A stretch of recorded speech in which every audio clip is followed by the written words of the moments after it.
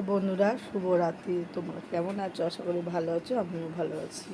তা চলো তোমাদের সঙ্গে একটু আমি শেয়ার করে নিচ্ছি। কালকে যেহেতু সোমবার ছিল, তা মেয়ে সাবু ভিজিয়েছিল, সাবু বেশি ভেজায়নি, তা ও খায়নি আর রেখে দিয়েছে। সেই সাবু প্রত্যেকবার আমাকেই খেতে হয়, আর আমি তো এমনি সাবু, কাঁচা সাবু খেতে পারি না, আমার হজম হয় না, আমার খুবই শরীর খারাপ হয়।